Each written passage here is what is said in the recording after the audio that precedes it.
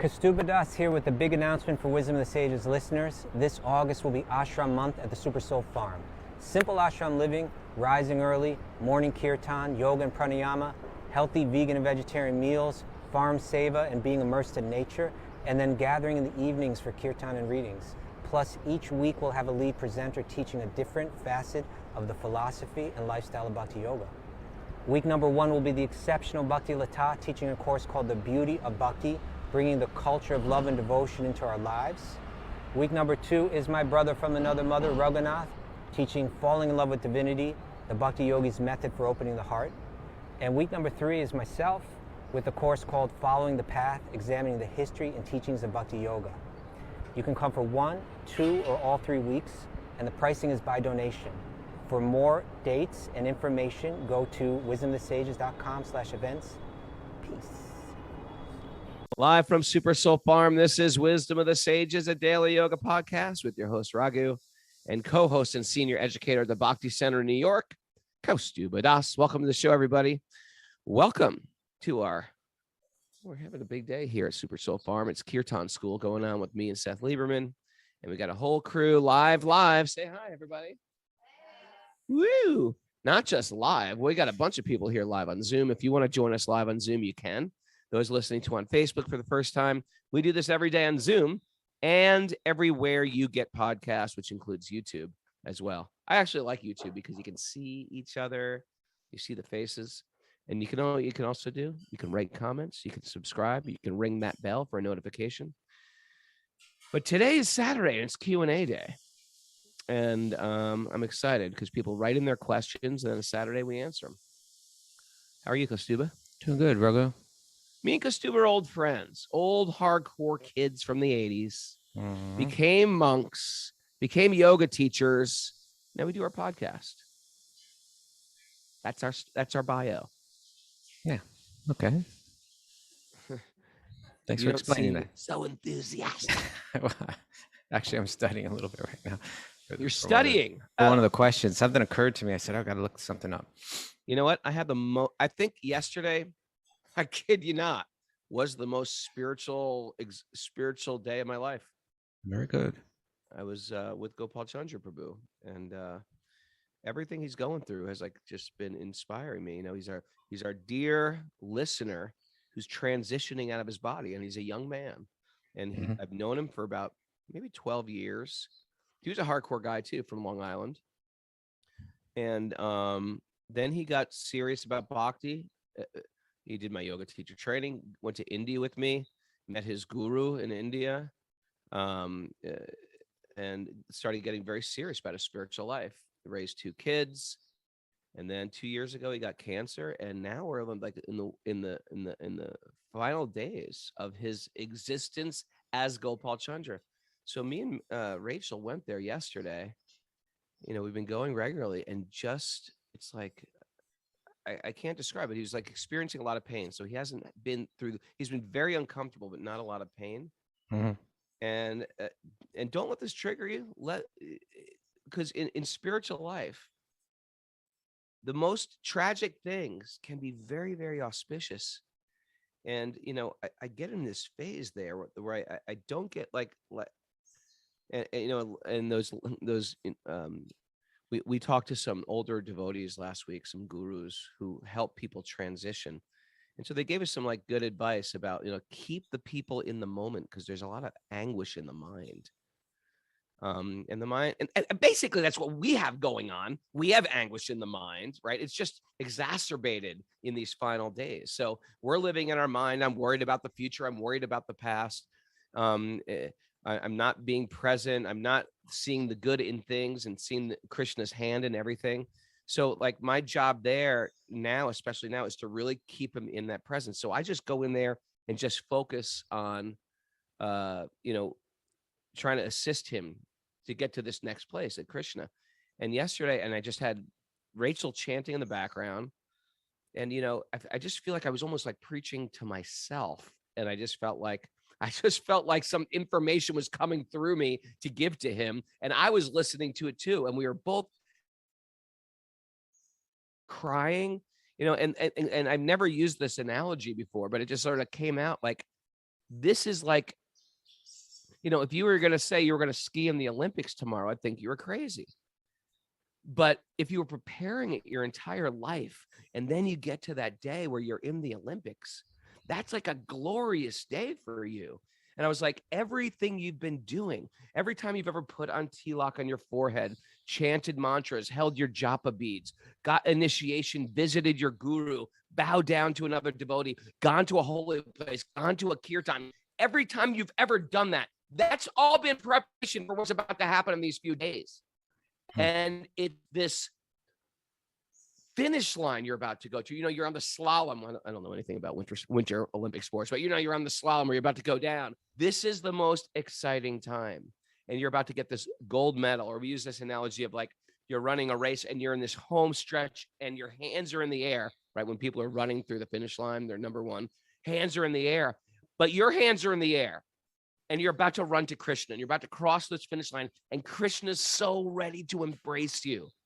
And he's going to see you, and you're going to see him, and your existence as Gopal Chandra, or as Marco is his regular name, your existence as that, and your millions of other births you've taken, when you embrace Krishna, who's going to be more colorful than any color you could imagine, so vibrant, so lucid, you're going to look back at your material existence and it's going to seem like a dream.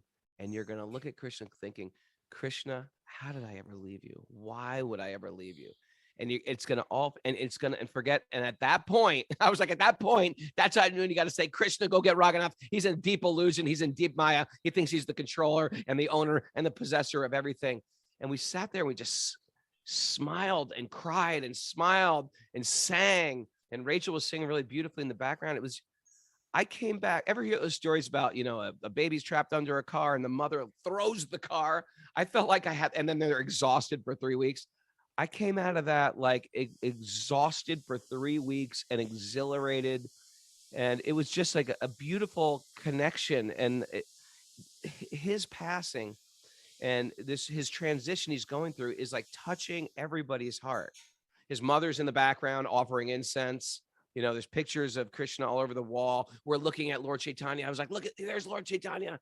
He's directing this whole thing. There's a picture of Lord Jagannath. This is Gopal. There's a beautiful picture of Gopal we have in his room. I was like, go to embrace Gopal right now. He's waiting for, this is the most exciting time of your life. And truthfully, we need this every day. We need this type of inspiration every day. We're seeing some reversal, and we look at it as a reversal, and we forget that there's a benevolent hand in everything that we're doing. There's a benevolent hand in any so-called tragedy. I just can't see it. And I'm down in the dumps, and everything is half full. And I can understand that if you have no vantage point of our spiritual reality. If you say, hey, man, have a positive mental attitude, what does that mean if life is just this life? But if we understand the Vedic paradigm that the soul is eternal, the soul is learning lessons, the soul is here to evolve, then this all makes sense. Yeah, you can have a positive mental attitude in that case, because there is a benevolent hand ushering us forward. And we're just here with a smile on our face to understand that I'm being loved, I'm being cared for, I'm being herded, shepherded, guided, and embraced. Whew. Okay. Good morning, everybody. And I'm going back after I go to the dump. First, I have to go to the dump, my Saturday dump day, and then I'm going to go see him. And I'm going to bring my Sheilas over. He's going to hold my Sheilas in his hands. My Sheilas are the deities in his hands. Nice. I'm just excited to be with him. I'm learning so much, and it's reflecting like this is a very real thing. It's a very real thing that I'm hoping you'll be that for me one day, Kaustubha. You and Mara making those vegan meatballs for me. Kaustubha. You might not be able to eat them in that condition. We just kind of hold them in front of you. You could appreciate them. Smell them. Smell the loving offering. Yeah. This is real and it's beautiful. And this is why we have community here. And I'm so happy to see these. I was just talking to Mary yesterday, and I was just like, the way these people show up on Zoom every day, it's so inspiring and impressive. I'm so impressed by the Wisdom of the Sages community, the others out there that write in, and the people that show up at these retreats, and the people we're about to meet a whole group of people in Italy next week, that some of them we've never met before. And I just want to thank everybody for making this community in troubled times, when actually, we need a little boost, buoyancy in a world that feels like it's sort of dragging us down. Good morning. Good morning. Good morning. Do we have any announcements? Any announcements? No? We have a Back to Recovery group meeting at noon today. No, at 9:30 today, sorry. And do you want to say anything about tomorrow's show, the special guest? Oh, yeah. Oh, Gopi Gita. We have got Gopi Gita on the show tomorrow. She wrote a good book about what's the title, Kaustubha? Leadership parenting. Leadership parenting. So parents will love it.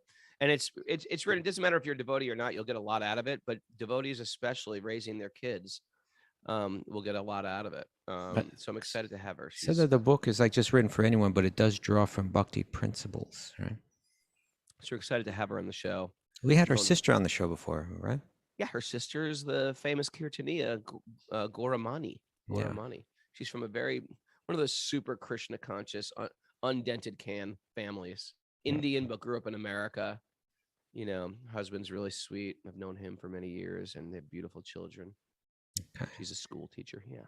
And let me mention one more time that opening up Monday, I hope it's like by the time we do the show on Monday, it's going to open up and people can register for the Sage groups. This is your chance. If you want to take Bhakti deeper in your life, you can join up. There'll be about 40 different Sage groups at different times of the week, different days. You can join a group. Some are different themes.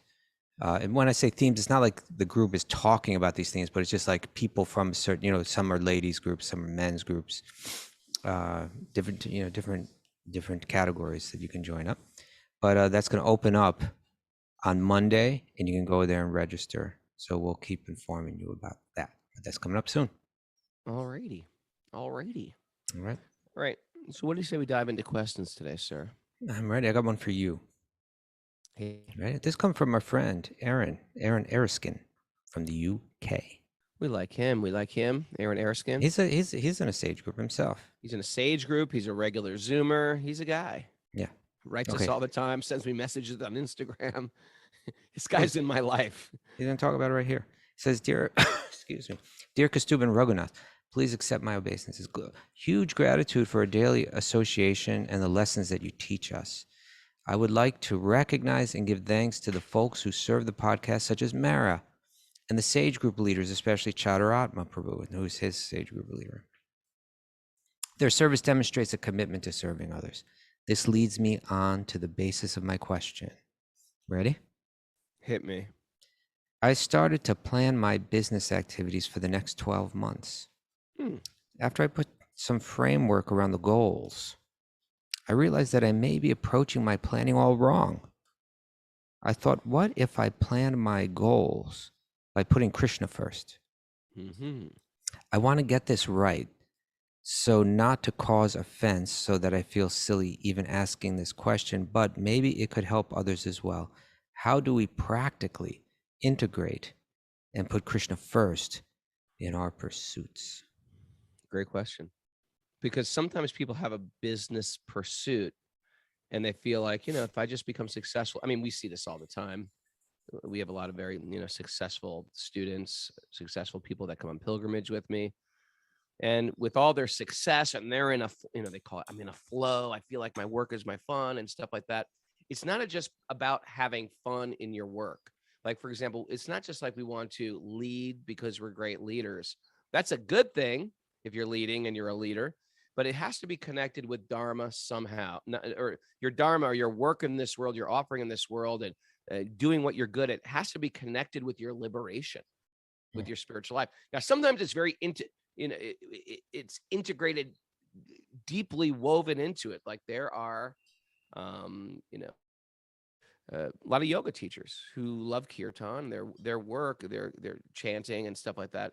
But you don't necessarily have to be a yoga teacher. You can, which some people are scholarly academics of Vaishnav culture, you and all your crew, Kaustubha, your Oxford crew. But then again, we have people who just find they have their work separate, and they feel like, well, I'm part of a community. I want to contribute to that community. Contribute can be they come, they do some seva. Here we have a bunch of people, part of our community, that come to the farm and they do some seva, and that's their connection to the community.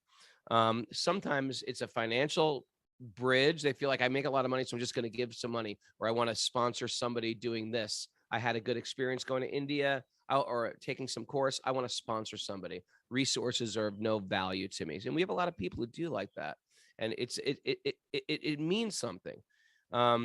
But then there's other people. But the idea is we need a bridge. So if you feel like you're one of these guys, you're just incredible at making money. Maybe your bridge is like you want to support something with that money. It's not like your money is evil. It's a way to purify money, or otherwise, sometimes we use our money for just silly things. So there would be a dharma of kings in the old days. The kings would have to give their money in part of their earnings in charity. That's just normal, or some tithing. At the same time, we do need to figure out what that bridge is going to be somehow. And it's going to be different for everybody depending on what our work thing is, or else we're going to feel very busy in our workplace, or even successful in our workplace, but we're going to feel like we're busy doing nothing. We're going to feel like sort of like, why am I doing this? What is success? And we're going to feel like I'm climbed a ladder of success only to get to the top and realize that ladder is leaning against the wrong wall. I don't even want this big deal. So I have the newest iPhone and the 2023 car, and I have this house this dream house, but there's no substance. So we want our substantial life to grow with it's not wrong to work with our material life, especially if you have responsibilities, you have children, you want to educate your children, or you have some material plan. It's just got to be tied in with our spiritual plan. Did that answer the question, Kaustubha? Yeah, I mean, I think it did to a large degree, but I also think he may be looking for more specifics. Like you're saying that what you do in terms of your occupation, there are ways to tie it into your spiritual life or your service, and that may be how you deal with the money. But maybe there's more you can say, like on the more practical level. Well, I would just feel like if you know in advance what that bridge will be. Like, for example, we're talking about Kelly Skinner, who is a junior Olympic skier. So she could, and she's a yoga teacher. She could think, well, I can do skiing, yoga, trips where we have satsang and kirtan. That's her bridge right there. She does life coaching, say. So she could do life coaching, assisting people on their spiritual journey. Yeah, I think when it says, he's saying like put Krishna first. It's an interesting phrase, In other words, and I think, it comes to play when we're making large decisions in life, where I'm going to move, what my occupation will be, who I'm going to marry.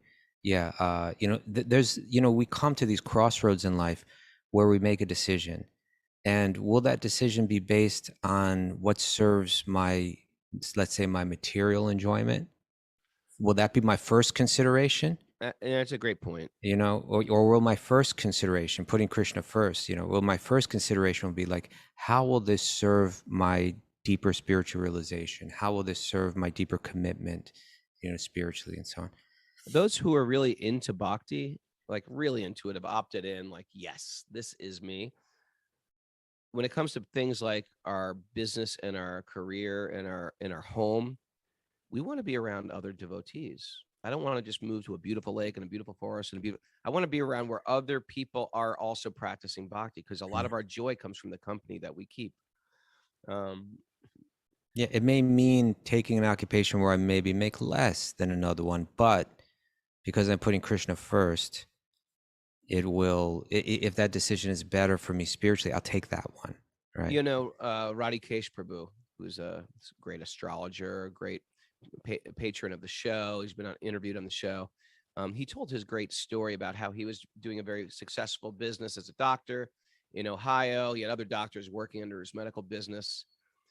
and he had little girls, and he was saying, and Radha Swami, his guru, was saying, well, you're being, this is really fortunate, but how are your kids growing up? And when he heard that, he started thinking, yeah, how am I going to raise my kids? Big deal. I make a bunch of money, but my kids don't have a community to grow up, and they grow up sort of divorced from any spirituality.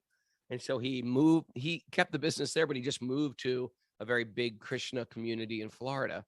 And the kids are like loving it there. They love the other kids there. And this is the quality stuff that makes life joyful. We care about how our kids grow up. We care about who we hang out with on a regular basis. We don't have to. It's not like in the material world, there's like, I'm a loser or I'm a winner. Like, I don't like this apartment. I don't like where I'm living. I don't like my job. Or the opposite. I got the coolest house. I got a cool job. But in the spiritual world, we don't go where we are the winners. That's not a win. We go where does Krishna want me? What does Krishna want from me in this life? And we lead like that. And that's leading with Krishna as the center. I like that. And that is commonly, often it's going to involve, speaking with people you trust that understand this principle, right? That have lived it. And there comes community again. Yeah. Community, peers, elders. That's why we have that stuff in our life. All right. That's why I have you in my life. No. Okay. Well, that's true. I was asking you some personal advice yesterday. And you sure you were. Like giving me. You were laying it down. Hey, Raghu. And Kaustubha spoke to me in such a loving way. It was so sweet. It's loving. It's loving. And then I hit him with a pillow. That's how I repaid him. I whacked him with a pillow. Okay. Next question. Sorry, this one's for you, my friend. It's from Edward Sanderson via email 626. Okay. That's when he wrote it. Yeah. Thank you so much to the whole Wisdom of the Sages team. This is approximately my 1 year anniversary of listening. Isn't that amazing? He's been listening for 1 year. Okay. And I don't even know this other out there. Edward Sanderson. Welcome, Edward. Thank you for revealing yourself to us. And it's been so valuable. I've been thinking about asking this question for about a week, and now it's timely after listening to the fascinating interview with Jeffrey Armstrong. That was a great interview. I have a real problem with the usage of the word personality. To me, personality is a very superficial aspect of ourselves. Yeah, like a persona, I guess. In the realm of buddhi, manas, and ahankara. Can you give a definition of personality as it is used in this tradition? Thanks again, Edward Sanderson. Other. Very good question, Edward. Yeah. So, Edward, I'm so sorry I'm coughing so much. I still got this itchy throat that goes back to when I had COVID a few weeks ago. You better be sorry. Yeah. Okay.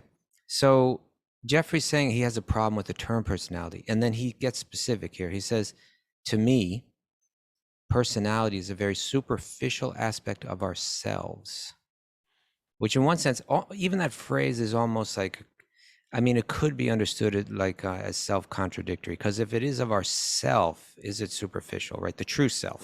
Right. Although, it's funny because, these terms, like for instance, the term Atma, it can refer to, it literally, it's speaking of the self, but it can refer to the soul. And sometimes even Atma refers to the mind and even the body, although more commonly it speaks about that. But because in one sense, you could say that the mind and the body are superficial aspects of the self. They're the aspects that will disintegrate. They're not the true self. But in another sense, you could say, okay, the part like this body is me. It's not truly me, but temporarily my identity seems to be connected to it. So I get it. I get what he's asking. And he's saying that the idea of personality is within the realm of buddhi, manas, and ahankara. I would say especially ahankara, right? Like the conception of identity. That means what he's saying is that these are Vedantic terms, yogic terms, and they're speaking about the different categories of the mind. It's almost like these are the applications that are running on the computer of the mind. The buddhi, which is the reasoning department of the mind. The manas, which is the part of the mind that it's more impulsive, and where likes and dislikes are stored, or let's say where liking and disliking is taking place. And ahankara is where the sense of identity rests. Who am I? The feeling of who I am, the experience, that internal feeling of who I am, is that all three of these work together to compose the larger chitta, or the mind.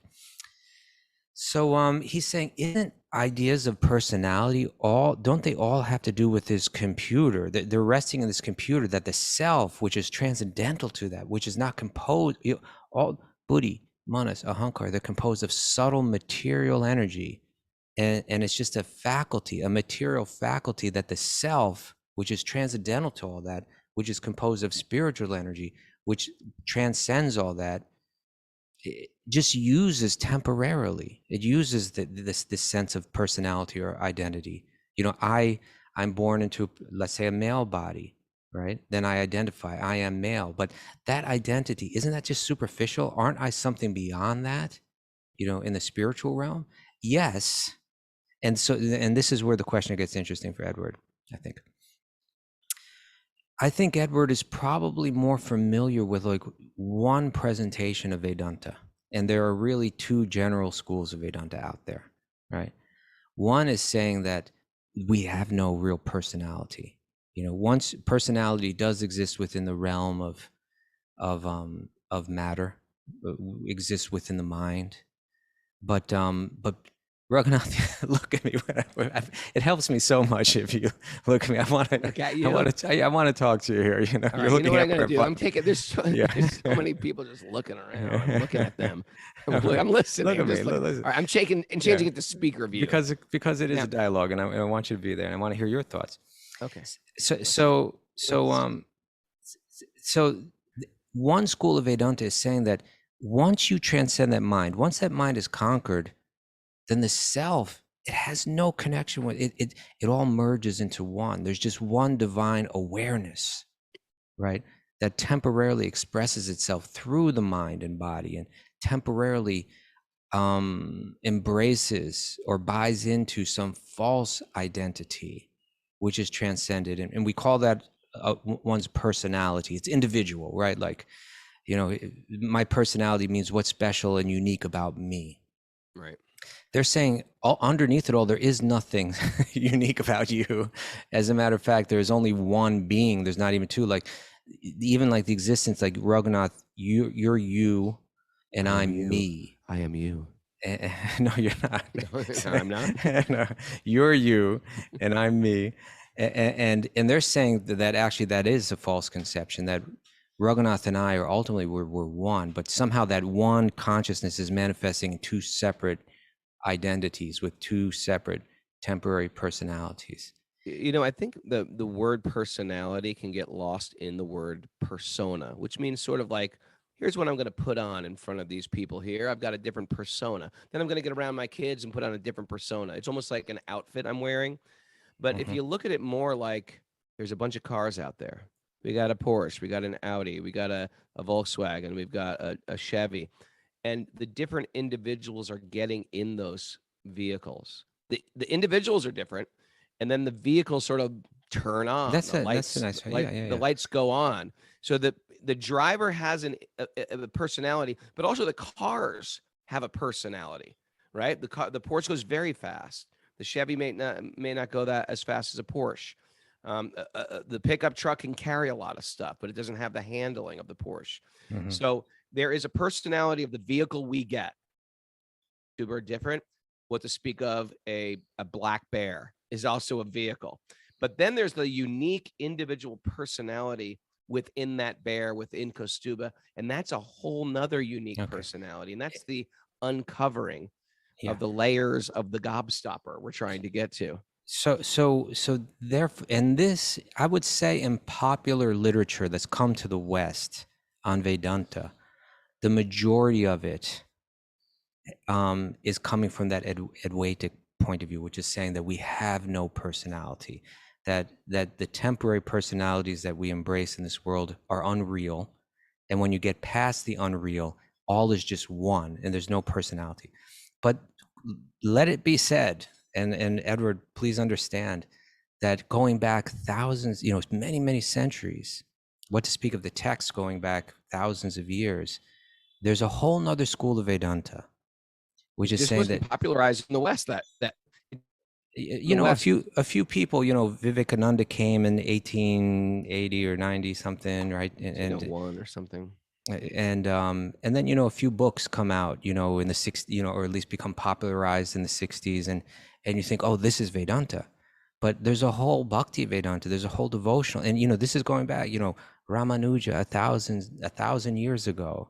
Well, Now that I brought you into the conversation, you're not allowing me to make any point. I'm not getting out. Well, I'm just thinking, coming from these Abrahamic traditions where we have these fear-based religions, oftentimes a lot of us grew up like that, where God was the punisher, God was the sort of chastiser. Then it's almost like when you hear that Vedanta conclusion, it's like a relief. Oh, God is love. We're all love. We are one. There's not like this a separateness. So I could understand how that could be very, very attractive. Okay. But the Bhakti tradition, I feel like it seals the deal. It ties them both together. We are one in the same sense, like a drop of the ocean is one with the ocean. There's no difference, right? If you analyze it under a microscope of the drop of the ocean from the quality of that drop. But the quantitatively, it's a drop. It's not an ocean. And therefore, we are different. And God is great.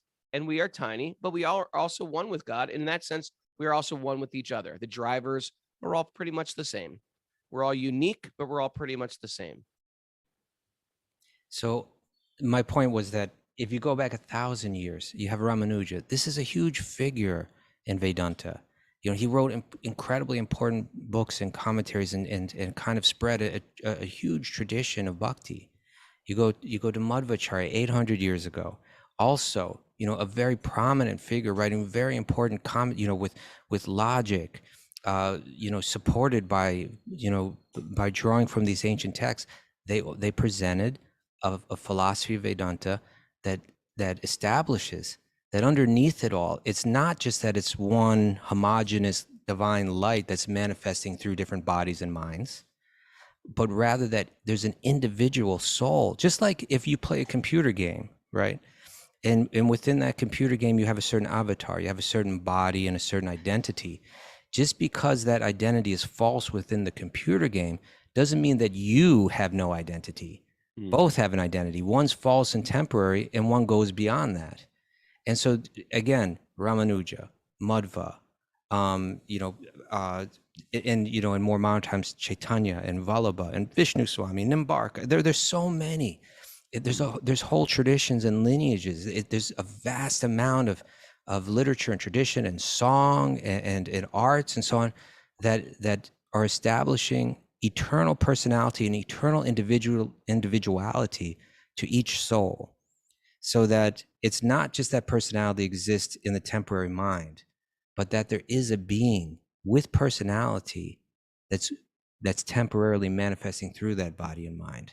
And so then the goal of yoga is to uncover that personality, to uncover the true you that exists underneath it all. And then these books, the esoteric side of bhakti, gets into how that plays out, specifically understanding the varieties of love that the individual may express and feel in union with God.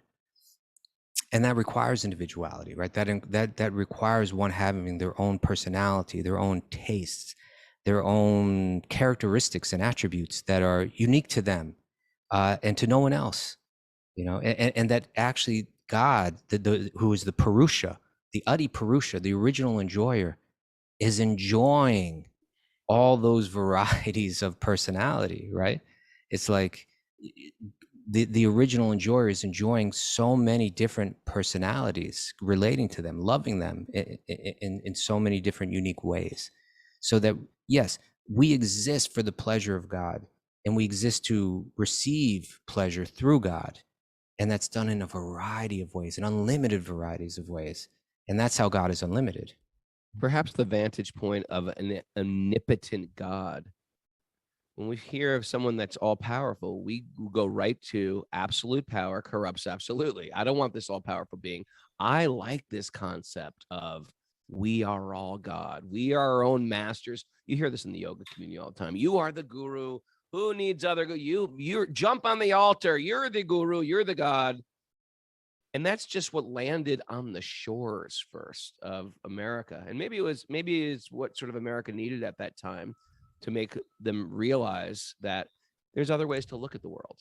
But I will say the Bhakti tradition, it's ancient and it comes full circle and it ties all these wisdom nuggets into a beautiful necklace, you know. Okay. Because yeah.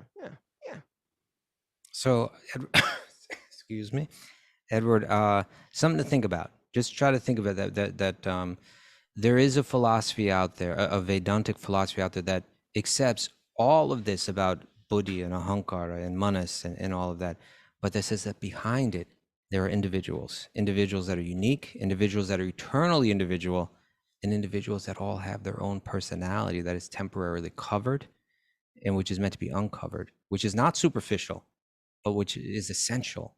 It is who they are. It is, that personality is our true identity. Okay. All right, now I got a question for both of us. Ready? From Jennifer from Calgary. Jennifer from Calgary. Hit it. Jennifer writes, hey there, Kaustubha, Raghunath and Mara. I'm a yoga teacher in Calgary, Alberta. Do you even know where Calgary is, Raghunath? Yes, I do, my friend. All right, where is it? It's up there. It's up okay, there. yeah, that's right. There. Okay. It's near between Vancouver and Montreal somewhere. Okay. It's in Alberta, but so in any case, and I have been listening on Apple Podcasts every day since March of 2021. I have truly appreciated March 2021. Oh, yeah, wow, that's pretty good. A little over a year. I've truly appreciated the knowledge and wisdom that you share here every day. Thank you so much. Thank you very much, Jennifer.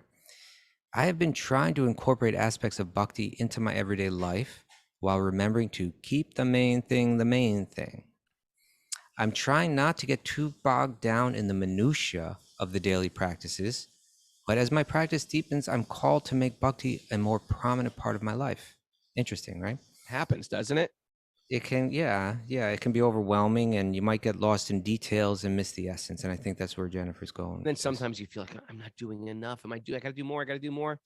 And that's always going to be there, right? It's always going to, there's always, you should always feel like there's more I can do, but we shouldn't just beat up ourselves about it also. Okay.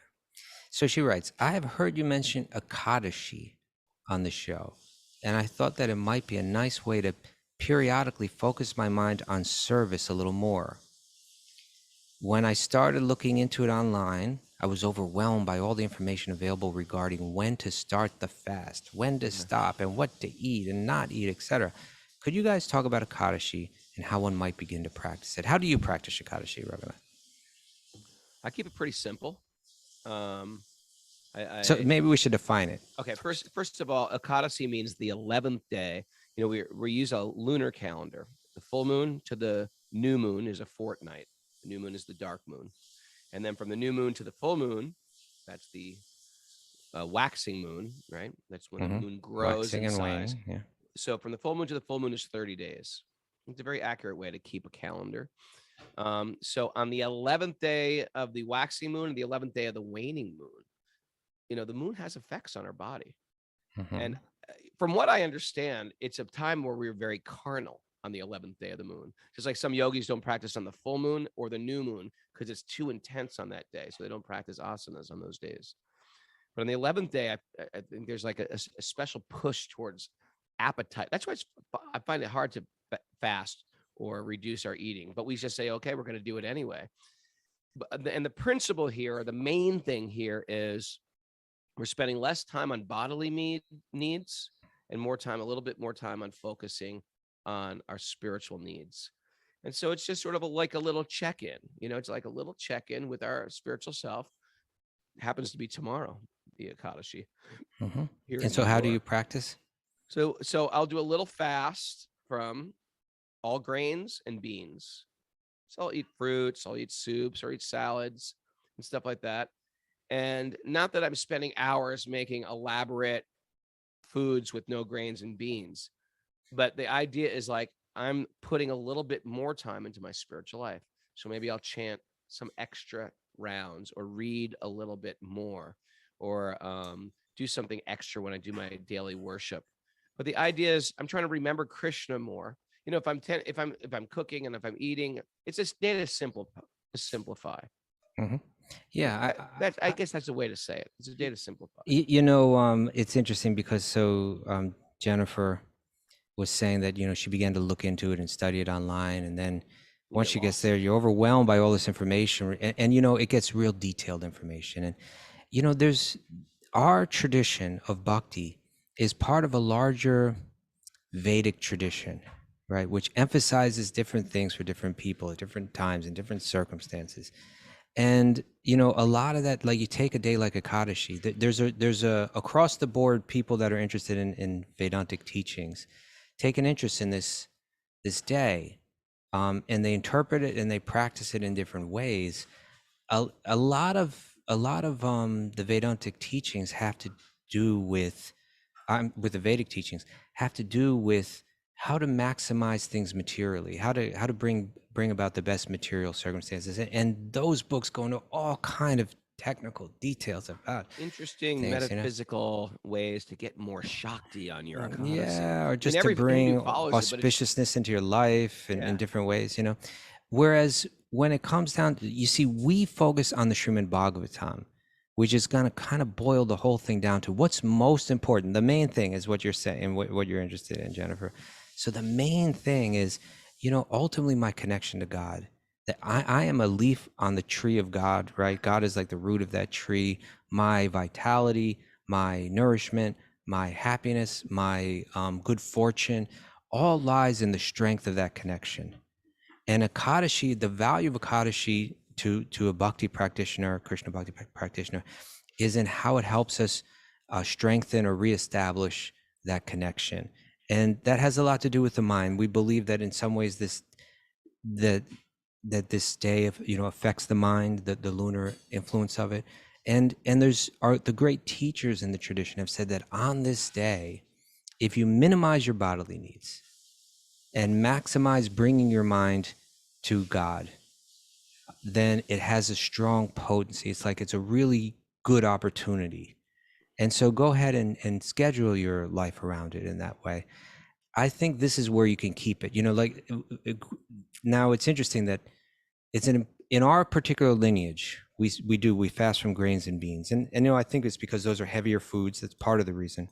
They're heavier foods. If you go kind of light on this day, it can be easier to have a lucid mind. But we take that seriously. You know, we don't, you know, and some people fast a little more. I like to fast a half a day on this day sometimes. But the main thing, again, is that one recognize this day is special. This day is sacred. This is a time for, if I don't have certain times in my life where I increase my focus, then it tends you just get caught up in the momentum of life, and you just never do, you know. Sure. So holidays, I think it was Bhaktivinoda Thakur that, what did he call these? Bhaktatiti, what is it? It's something, he says, no, I think it's Bhakata Janani, that they give birth. It's the mother of devotion. It's the mother of devotion, right? They give birth to. That should be said, because it's not like just like we do it on this day because it's a good day for it. It's actually sort of like a double coupon day. It's like, you know, you get like your coupon's worth twice as much. Your bhakti on those days are sort of trampoline, slingshotted upward. You get more bang for your buck on that day. It's not just like, let's just regulate our life and do it like that. It's actually a special day. It's actually a holy day, Akatashi. Yeah. Vraj Bihari got it for us. That Madhavatiti, the titis, the times that are related to Madhava, related to Krishna, such as the Ekadashi, or days like Janmashtami, you know, Krishna's birthday and so on. They're seen as the giving birth to bhakti. So they're unique opportunities to gain. So I would suggest for Jennifer, at least to start, keep it simple, right? Keep it simple. That you fast on these days from grains and beans at least. If you want to do a half day fast, if it's not too much trouble for you and doesn't put you into some state of, suffering and constant meditation on it, you could do a half-day fast if you want. Yeah, if you're just thinking about food all day, you defeated the purpose. I'm like, I Yeah. got to eat something. And you know, I think a lot of it has to do with the context too, because like we live in this world, we live in this world where a lot of people don't even cook for themselves, and so it's like if say you were living in an ashram, right, and your kitchen was like a hole in the ground where you put some wood and you put some pots on top of that, and you had to go gather all the ingredients and you had to walk to the well to get some water, and the whole The way you're saying this sounds horrible. Like that's a good dream. No, it's beautiful. Yeah, it's beautiful. I know. This is how you're supposed to be spending life. Yeah, I know the way that people are thinking when you're explaining. I bet people think, "What a kitchen that is." That is like our dream kitchen: a hole in the floor, throw the wood in the floor, gather the herbs. Yeah, and so if you make 3 meals in a day, then a large part of your day is consumed by cooking, right? That's why I eat a Larabar. And so to say I'm going to fast today, it means immediately I have so much more time, so much more energy to devote to this spiritual practice today. Hey, we're going to simplify because we're just not going to eat, right? It's like it has a very practical, advantage to it. Now, most of it's like, oh, I'm just not going to run to the restaurant or pull some, it's like it's not exactly the same effect. But the main thing is that let me minimize the things that eat up my time. There you go. And let me maximize the time that I spend absorbed in thought, in devotional thought, reading Bhagavatam, chanting, chanting Kirtan, chanting Japa, and so on. Let me maximize those things in this day. Let me keep this day sacred in that way, and make the best of this unique opportunity. I like that. Yeah, I like that. And I think these things need to be updated. We live in a world where people don't cook so much. Yeah. Or I'm just having a cup of coffee this morning and then I'm going to have so yeah, you just add a little bit more, Krishna to your life. And then you break the fast the next day in the morning. There's this appropriate time because we're in different time zones. I get that. So you find the time zone that you break the fast and you break it like by 7 a.m. or something like that. And it changes because these are all calculations of the moon. And that's how they're keeping time. Yeah. Very interesting. The time. Different. It's a different way to measure time. Now, I think we have time to squeeze in one more question. Squeeze it. This one's coming. Squeeze it. This is coming from Tired Birdie.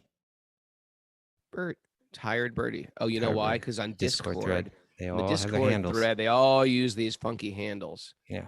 That could be someone like that. Could be, Sherry Yannick, Tired Birdie. It's not. It's not. I'm just saying it could be one of our regular Zoomers, but they have some crazy name.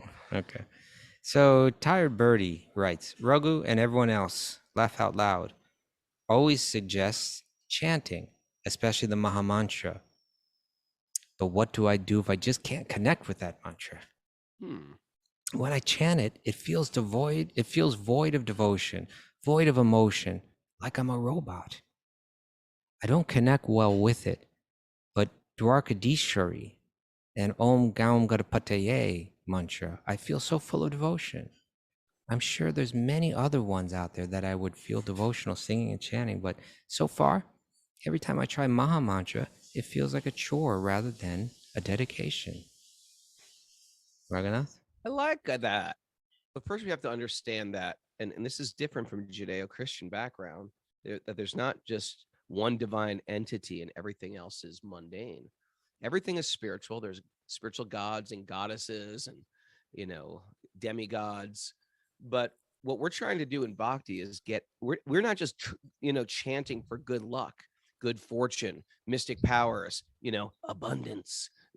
We're chanting for relief from birth and death. We're trying to be servants of God. So we're going to use Vaishnava mantras.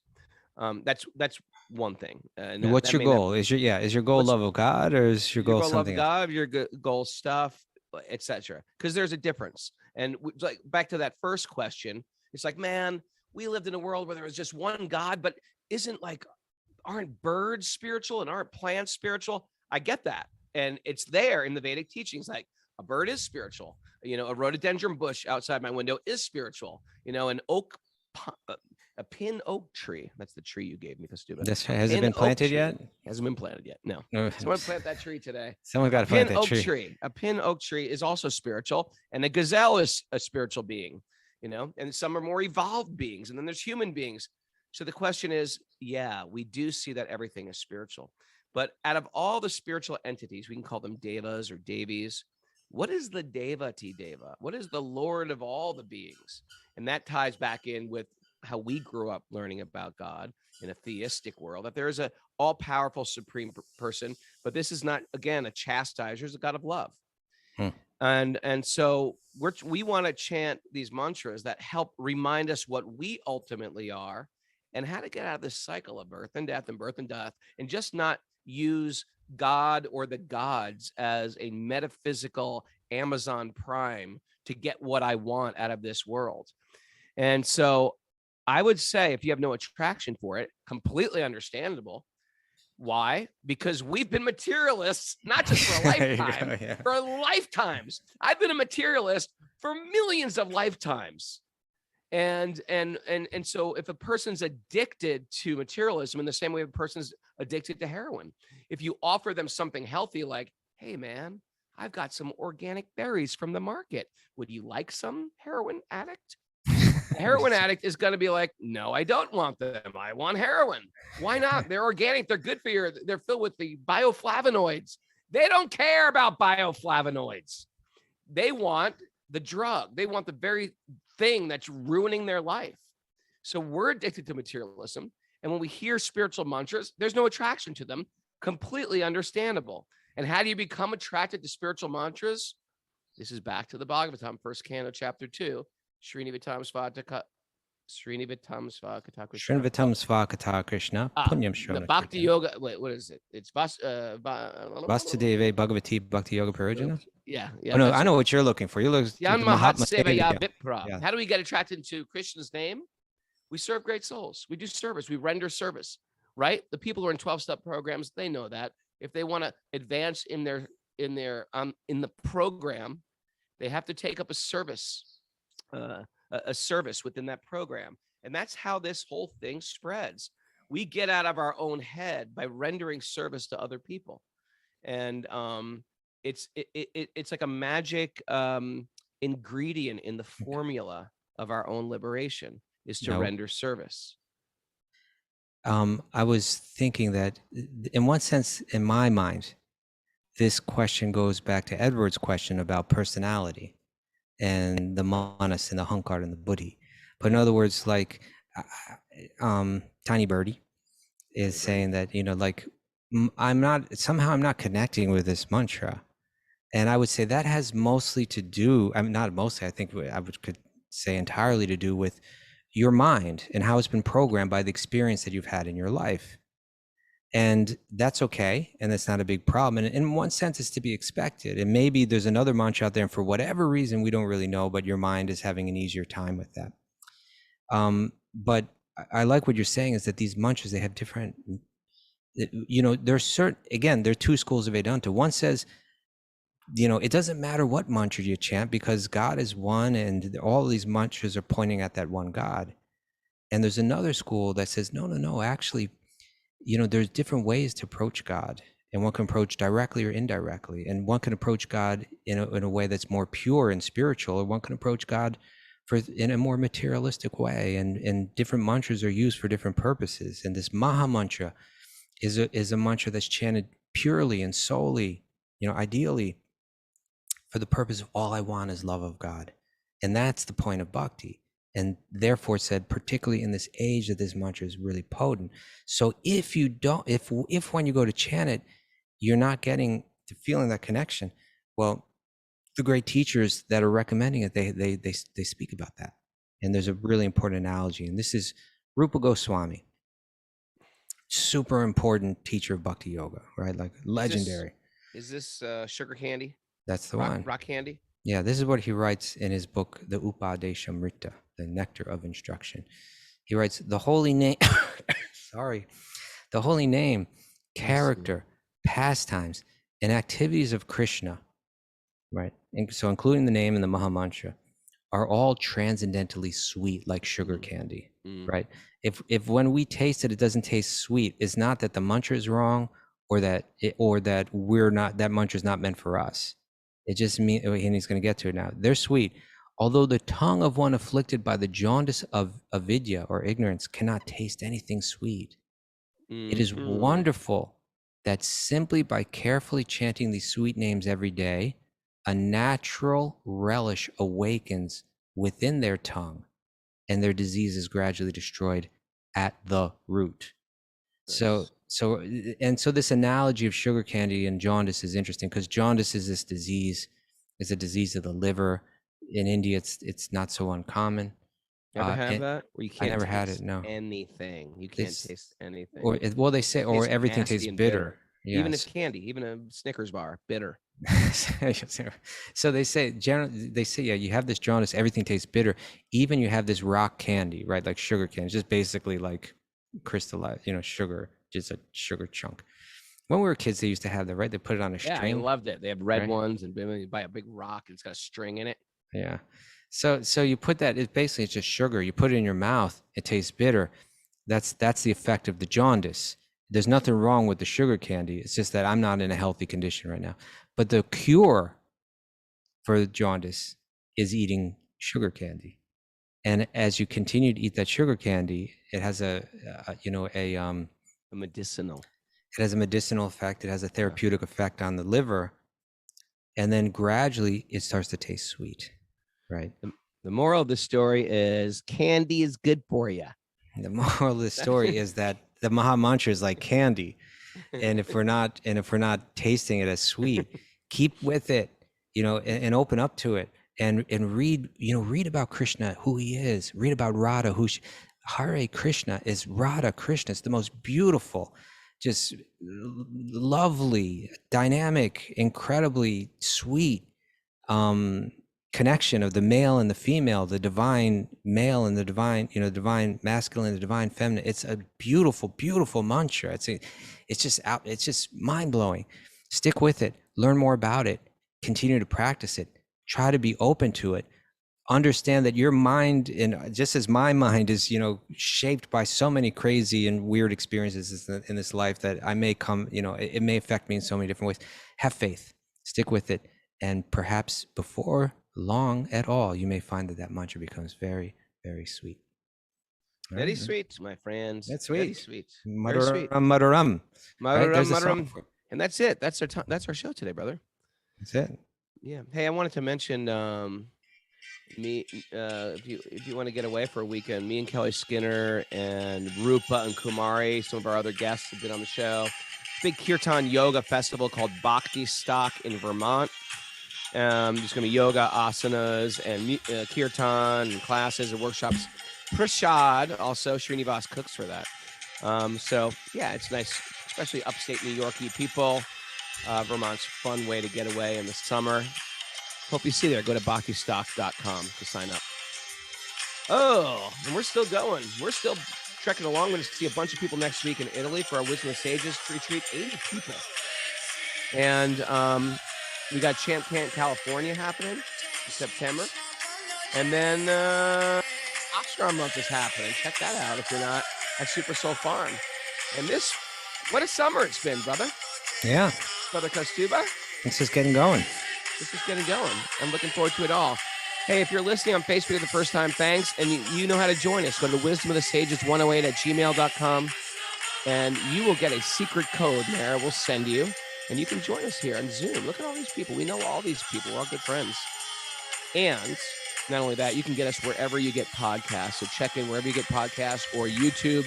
Make sure you hit the bell icon and comment and like us because it helps with the algorithms. Also, if you haven't written anything, I see some faces here. If you guys haven't written anything on Apple Podcasts, write a review. Tell us your story. Tell us how you got into Bhakti and tell us that you like the show and give us 5 stars. What do you say about that? I always say it's not for people's stories. I like their story. I want to hear their story. They can tell you the story anywhere. You don't do that there. You talk about the podcast there. It's like a review. You give a review of the podcast. Give a review of the podcast and tell your story a little.